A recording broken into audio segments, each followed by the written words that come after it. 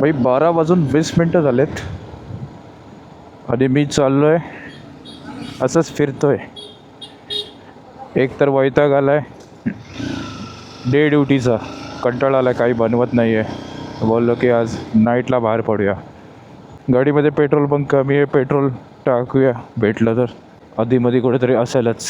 I think नाईटला तर petrol pump इथे बंद असतात पुण्यामध्ये जवळजवळचे. 24 आवरवाला पेट्रोल पंप शोधावा लागेल. या ब्लॉगचा टायटल आहे मन की बात. मन की बात के बारे में हम डिस्कस करेंगे इस ब्लॉग में. कॅमेरा हालत नाही आहे, स्टेबल राहिलं आहे त्या वायझरवर, वायझर थोडी नॉर्मल हालते.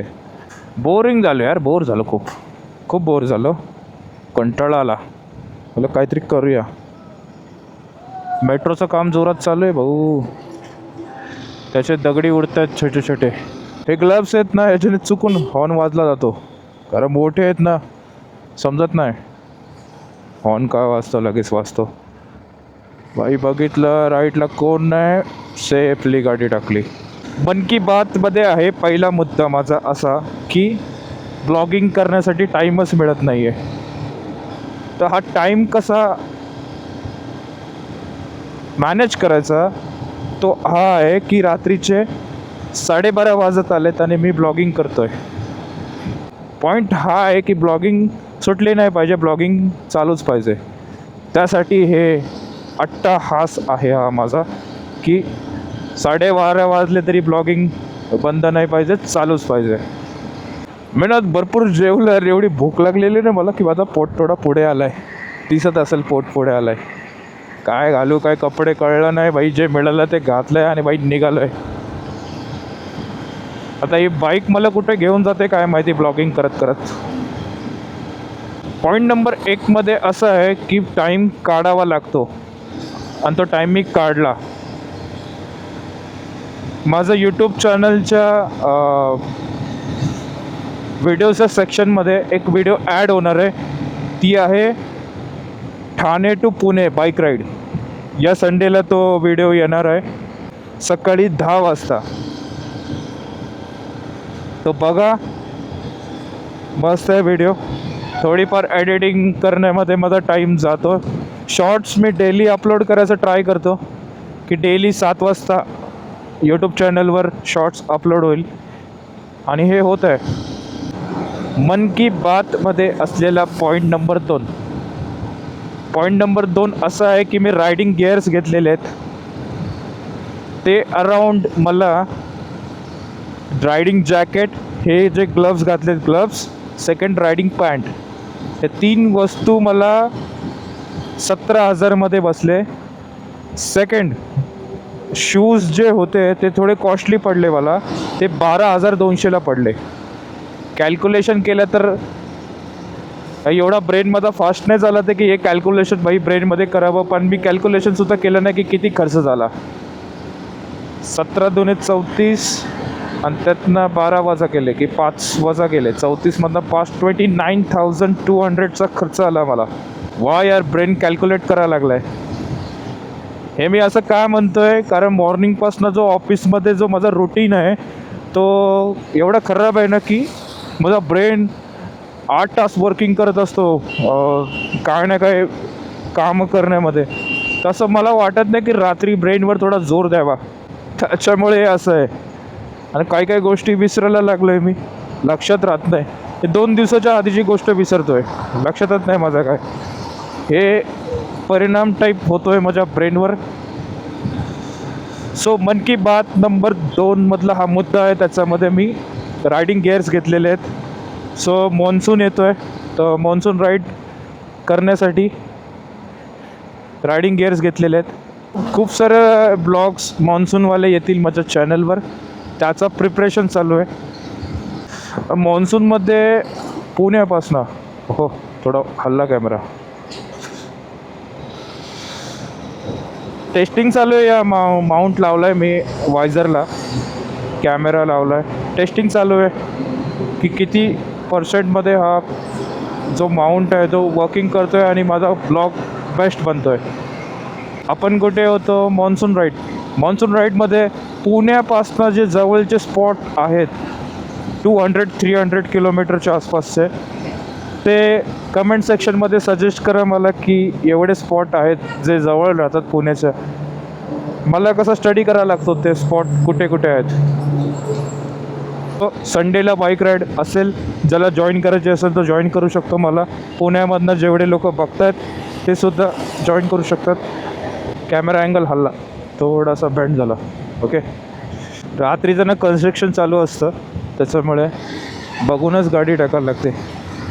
गाडी पळवून फायदा नाही. हे असे स्पॉट आता दिसणार नाही, कॅमेरामध्ये उलटं दिसतं आहे, ते मागे मध्येच अर्धा रस्ता होता. माझे बाईक मी फुल्ली मेंटेन केले मॉन्सून राईडसाठी. फक्त चावी लावायचे आणि जिथे पाहिजे तिथं निघायचं आहे. त्याच्यामुळे काही टेन्शन नाही. या मॉन्सून राईडला खूप मजा येणार आहे. यार, मन की बात नंबर 2मध्ये एवढेच मुद्दे होते. मन की बात नंबर 3चे मुद्दे डिस्कस करूया. त्याच्या पुढे रुटीन पूर्ण खराब झालं आहे. ना जिम होते ना भाई स्टडी होते. त्याच्यावर पण फोकस करायचा आहे, फोकस त्याच्यावर पण पाहिजे. नुसतं भाई एवढंच करून नाही चालत. स्टडी करण्यासाठी काहीच टाईम नाही मिळत आहे. 0-0 अंडा.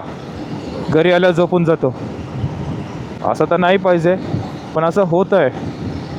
राहिला मुद्दा जिमचा, तर जिमचा मी मुद्दा सॉल्व होईल. काहीतरी टायमिंग मॅचुअल शिफ्टिंग चालू आहे. घर शिफ्ट करायचे परत एकदा मला. एकदा घर शिफ्ट केलं की तोही प्रॉब्लेम सॉल्व होऊन जाईल. मला जवळ भेटेल ना जिम करण्यासाठी. थोडी फिटनेस मेंटेन केली पाहिजे, नंतर कसं होईल. फिटनेस माझी मेंटेन नाही आणि बाईक रायडिंग करतो आहे. फिटनेस खूप इम्पॉर्टंट आहे. लाँग रूटला जेव्हा ट्रॅव्हल करतो तेव्हा बॉडी पूर्ण थकून जाते. त्याच्यामुळे जिम केली की थोडंसं फिट फील होतं. भाई किती किलोमीटर आलो मी? 12 किलोमीटर आलो. 12. पण पेट्रोल पंप अजून एक मिळाला नाही. तो एक होता शेलचा पेट्रोल पंप, पण शेलचा पेट्रोल मी बाईकमध्ये टाकत नाही आहे. मोस्ट ऑफ केसेस शेल मला नाही होत. इथे एक पेट्रोल पंप चालू दिसतोय. यार, नेहमी माझी टाकी फुल असते. आज काय झालं काय माहीत, पेट्रोलच टाकत नाही मी. ये भाई CNGची लाईन, भाई केवढी खतरनाक लाईन आहे भाऊ. पेट्रोल भेटेल ना मला याच्यात? भाई कुठे भेटेल पेट्रोल? चालू नाही का? त्याच्या पुढे नाही का इथे काय? अरे बाप, इथे काय झालं? बंद का केलं?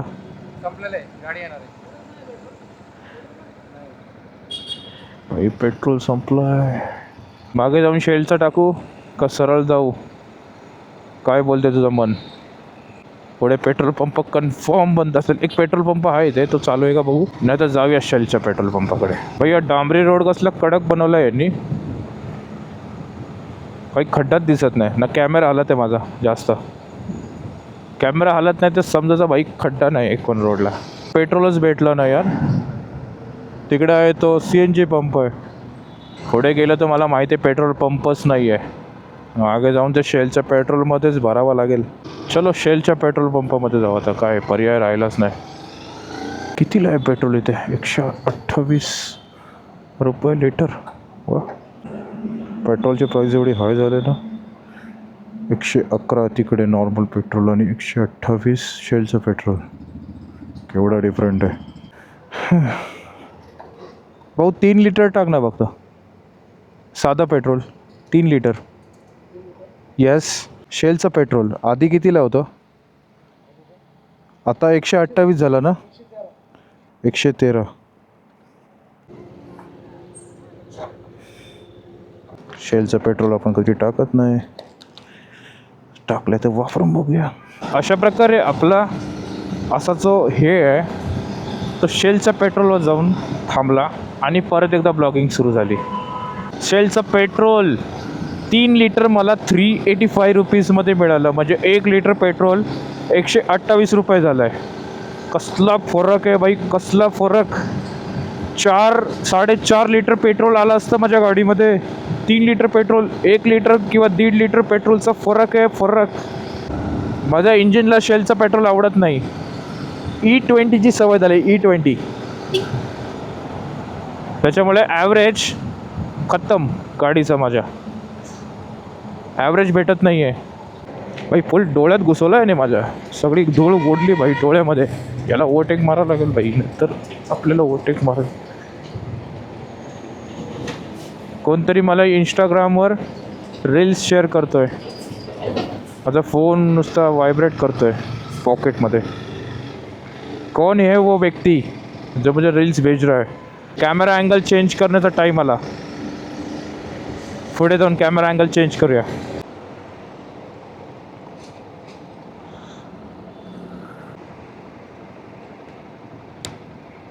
आवाज आला.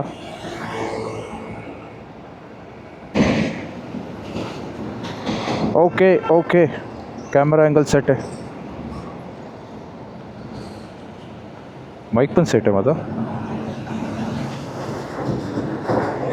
DJIचा एक बेनिफिट हाच आहे की कॅमेरा इझिली मॅग्नेट आहे. इथून काढलं की डायरेक्ट इथे लागतो, इथून काढला तर तिकडे लागतो. एकदम बेस्ट कॅमेरा बोलू शकतो मी की मनी इन्व्हेस्ट केलेत मी यामध्ये, वर्थ इट आहेत. वायरलेस माईक अटॅच होतो. ही झंझट मारी नाही. गोप्रोसारखी एक ॲडॅप्टर ॲड करा, त्याचा खाली एक माउंट ॲड करा, त्यानंतर ते वायर अटॅच करा. वायर अटॅच केली की ती हेल्मेटमध्ये फिरवा. काहीच नाही बाई याला. एक वायरलेस माईक घेतला, एक कॅमेरा घेतला, झाला मोठं ब्लॉगिंग सेटअप तयार. झाला मोठं ब्लॉगिंग सेटअप तयार. Very easy. काही गोष्टी एकदम इझी असतात, आपण त्याला डिफिकल्ट बनवतो. गोप्रो तसा रिझल्ट पण देत नाही, तसे दिला पाहिजे गोप्रोने. वॅगनरवाला भाई या दोन बाहुबलीच्या मागे अडकलेली. वॅगनरला वॅगनर बोलत नाही भाई, जी वॅगनर बोलतो.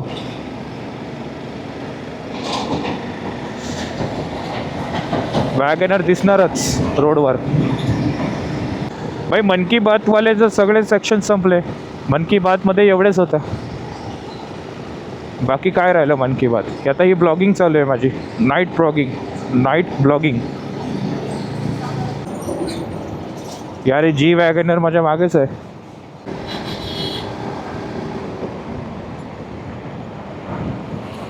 आपलं हिंदी एवढं बेकार आहे ना भाई, जमतच नाही भाई. हिंदी बोलायला लागलं की मी इकडनं मराठी बोलतो, तो पण गार भाई, तो माझ्याशी मराठीमध्ये बोलतो भाई. मराठी आपली मातृभाषा आहे भाई, लाजलं नाही पाहिजे बोलताना.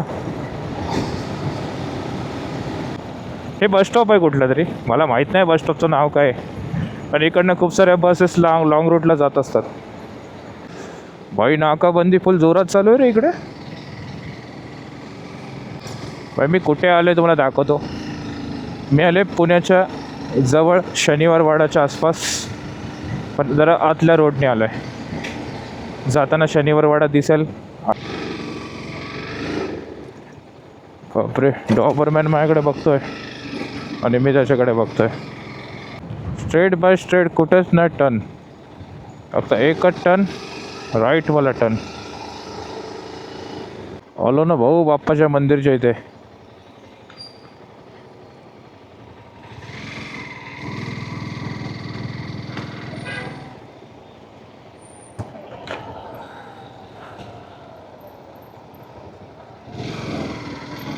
कुठे थांबायला भेटेल?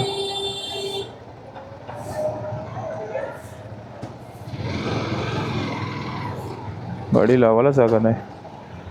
काढतोय मित्र.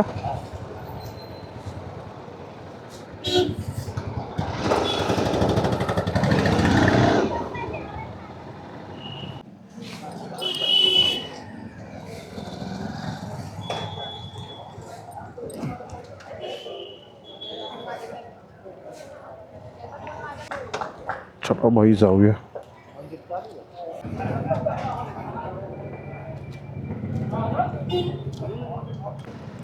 फुल गर्दी झाली भाऊ इथे.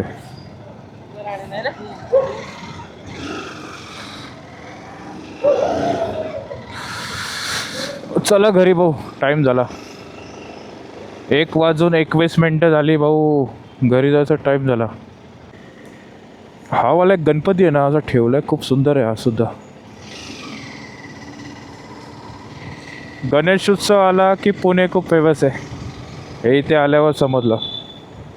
आपण मुंबईला गणपती दर्शन करायचो, पण पुणे पण कमी नाही आहे. पुणेसुद्धा बेस्ट आहे. पुण्यामध्ये ढोल ताशा पथक, माहोलच एकदम असा जबरदस्त बनवतात ना गणपती आगमन आणि विसर्जनाच्या वेळी. त्यामध्ये हा दगडूशेठ गणपती सर्वात फेमस पुण्यामध्ये. आता आपण ज्या रोडने जाणार आहे ना, तो पुण्यामध्ये सर्वात फेमस रोड बोलतात, आय डोंट नो, बट त्याचं नाव आहे FC रोड. तिथे शॉपिंगला खूप सारे जण येतात. मोस्ट ऑफ फिमेल्स, लेडीज लोक खूप जास्त असतात FC रोडला. तो आहे, इथून स्टार्टिंग आहे FC रोडची. पूर्ण मार्केटमध्ये भाई बवाल मचलेला असतो भाई, एवढी गर्दी असते ना इथे पोरींची. नुसती भाई शॉपिंग शॉपिंग आणि फक्त शॉपिंग. आता कितीचे वाजले, 1:25 झाले, सगळा FC रोड बंद आहे. नाहीतर इथे असली गर्दी असते ना. इथे मी माझा ब्लॉग एंड करतोय.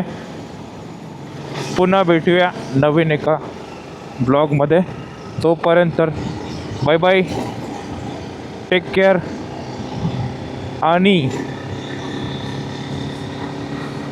माझा ठाणे टू पुणे बाईक राईडचा ब्लॉग बघायला विसरू नका. संडेला तो येतोय सकाळी 10 वाजता, आणि हा ब्लॉग सुद्धा 10 वाजताच अपलोड होणार आहे. फक्त एडिटिंग मी कधी करतो त्याच्यावर डिपेंड आहे. कारण एडिटिंग करायला मला टाईमच नाही मिळत आहे. उद्या मी चान्स आहे की एडिटिंग करेन. हा ब्लॉगसुद्धा संडेच्या आधीच येईल. तोपर्यंत बाय बाय.